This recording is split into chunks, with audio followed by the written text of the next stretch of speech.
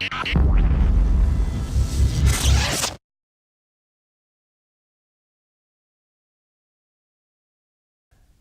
take a few minutes here and talk about a few Fibonacci analysis myths, either ones that are propagated on the internet or maybe ones that you're believing about yourself right now. And the first one is that, I have to be good at math. And I run into this a lot when I talk to students.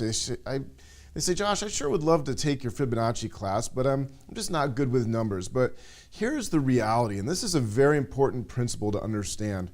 Fibonacci analysis requires a balance of both the creative and the analytical mind. In fact, it's oftentimes very difficult to work with students that are strong in one or the other. If you have a balance, if you can see the life through a creative lens and see life through an analytical lens, you're going to do much better. And I would challenge my friends out there that are engineers. I have a father who's an engineer.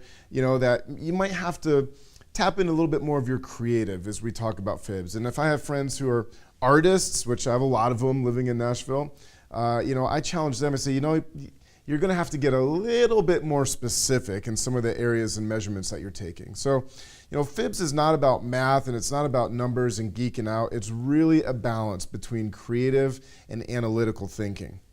Myth number 2, Fibonacci analysis is confusing and complicated. I get this a lot because, here's the reality. Fibs are not easy, but they're also not confusing and complicated either. It's like any skill. Practice is required, and it's almost dreadful. I make it look easy, whether I do it in Power Trader or Trading Labs or in some of the examples coming up here. But you have to understand, I've been looking at fibs for years and years and years, to the point where I almost see the ratios on the screen before I draw them, and you will get there too. But it's not going to happen in these 4 hours that we have together. It's going to take a little bit of practice, a little bit of determination to push through the challenge, and it's a skill. So if you could go into these sessions thinking that you're building a skill, you're going to be much better off. Myth number 3, and this is one of my favorite, this is just magic with numbers. Hocus pocus, voodoo, pixie dust, I've heard it all, right? Well, we spent some good time in lesson number 1 or part number 1 of this lesson talking about some of the science and perspective behind fibs, but I want to remind you right now that Fibonacci analysis in the financial markets is over 800 years old, and the foundational principles are a few thousand years old. This is the guiding principle in my mind.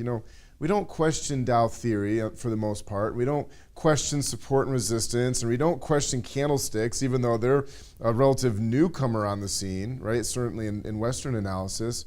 And I don't understand why people start questioning Fibonacci analysis and saying it's hocus pocus, because the truth is, fibs have been around hundreds of years. So this is a very well-tested, well-applied, well-understood form of analysis, and you can find a lot of confidence in what we're doing. Here's the 4th myth. You can simply drop a Fibonacci line or Fibonacci analysis on your chart and expect profits. They're going to just start pouring into your account. Here's the reality, and this is where a lot of students of Fibonacci analysis get bad information on the internet. You must allow for different market cycles. There's 3 market cycles out there. We're not going to talk a lot about them, but they're basically expanding, contracting, and symmetrical market cycles. And a simple drop of a Fibonacci line is going to get you close, but it's not going to be perfect. We have to allow for these expanding and contracting market conditions. So, while the Fibonacci ratio is theory, real life can get a little bit messy sometimes. It's organic and living and breathing. And here's a good example. In the first session, we talked a little bit about the relationship between the Fibonacci spiral and the Nautilus shell. The Nautilus shell is a utopian example of the Fibonacci spiral, right? Well, let's take a real look at this. So many Fibonacci analysts out there just, kind of proclaim this as though it's the gospel truth. But if we really stack a Fibonacci spiral on top of a Nautilus shell, you can see that even within the first 2 or 3 revolutions, it's already exceeding the boundaries. The theory is exceeding the boundaries of the reality, which is the Nautilus shell. The theory and the physical world, they aren't perfect, but they're certainly close. And you certainly could get an idea of what a Nautilus shell looks like by studying the Fibonacci spiral, couldn't you? And you could certainly define the Fibonacci spiral by studying the Nautilus shell.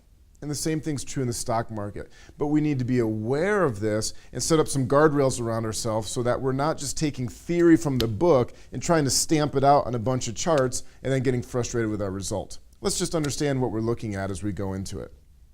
That's all of our myths right now, but it does provide a great framework for you to understand how we're going to begin applying and understanding and learning Fibonacci ratios in the upcoming videos. So are you ready to get your hands dirty?